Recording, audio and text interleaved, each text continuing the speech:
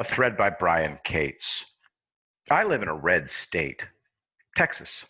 So I escape about 90% of the crap Democrat governors and mayors are right now inflicting on the people unfortunate enough to have voted them into office.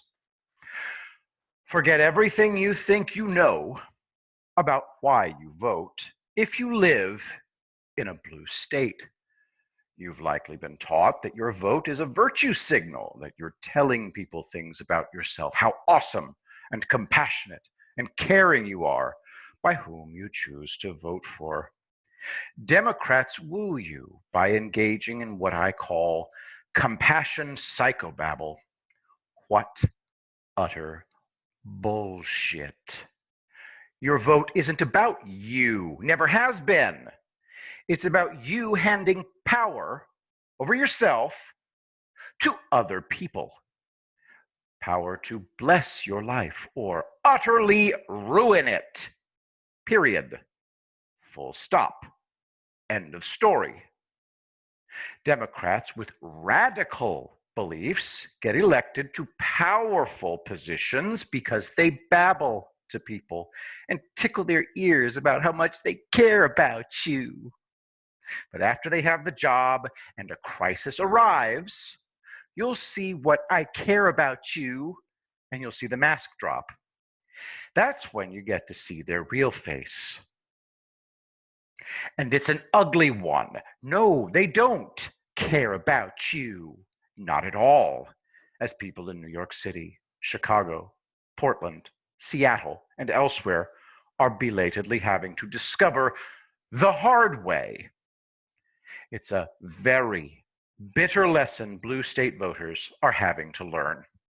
If an ideological lunatic ends up running your city, there are very real consequences for that. Now, I understand what happened here. Very few people were voting or participating in the primaries because so few people were engaged in the process. Some truly radical and extremist people have managed to game the voting systems in these blue states and get elected to office. Maybe you didn't realize how important it was who becomes your mayor or governor. The thing is, you now understand how important it is to get involved. You can't sit on your ass and say, I don't get involved in politics, it doesn't really affect me all that much. They count on stupid people having that attitude. That's exactly what they want. Why bother to vote? The system is rigged anyway. That's called loserthink. That's telling yourself you are powerless, and so you give yourself an excuse to stay passive. Only active people can save themselves and change their situation. You only have two options if you live in one of these blue states and cities where ideological lunatics in charge are keeping you locked down, defunding the police, and letting rioters run amok. You can leave or you can get involved. Sitting on your ass is not an option. Pick one. And I don't mean just voting in this upcoming election. The price of liberty is eternal vigilance. Yeah, okay. A whole bunch of people weren't paying attention or were tricked into voting lunatics into office. Now what? Start fixing it.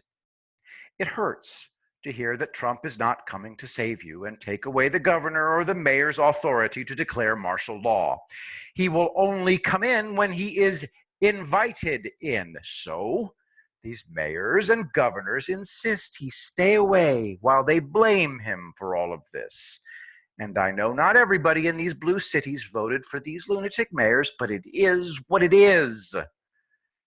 There's one way to legally get rid of them and put somebody better into that office.